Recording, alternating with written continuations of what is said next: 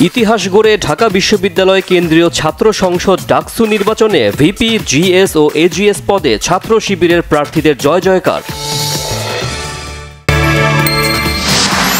ডাকসু নির্বাচনের মাধ্যমে জুলাই প্রজন্মের বিজয় হয়েছে। এই বিজয় শিক্ষার্থীদের, বলেছেন নতুন ভিপি সাদিক কায়েম ও GS S M Farhad. DUCSU নির্বাচনকে পরিকল্পিত প্রহসন বলে প্রত্যাখ্যান আবিদুল ইসলাম খানের। শিবিরের বেইমানি ইতিহাসে লেখা থাকবে, মন্তব্য উমামা ফাতেমার। ডাকসু নির্বাচনে জয়ীদের অভিনন্দন জানালেন সালাউদ্দিন আহমদ। বললেন, জাতীয় নির্বাচনে কোনো প্রভাব পড়বে না। জাহাঙ্গীরনগর বিশ্ববিদ্যালয় কেন্দ্রীয় শিক্ষার্থী সংসদ নির্বাচন আগামীকাল। ৩৩ বছর পর হচ্ছে এই নির্বাচন। প্রশাসনের গাফিলতি নিয়ে অভিযোগ বিভিন্ন প্রার্থীর।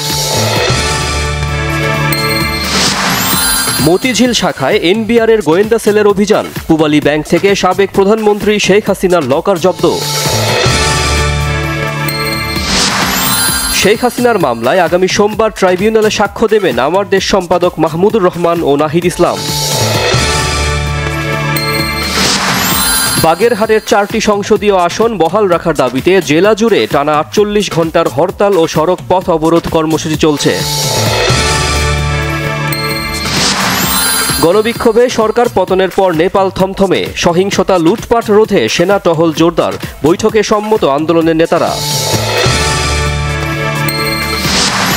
ইকুয়েডরে ধরাশায়ী মেসিবিহীন আর্জেন্টিনা। ব্রাজিলকে হারিয়ে বিশ্বকাপে খেলার সুযোগ বাঁচিয়ে রাখল বলিভিয়া।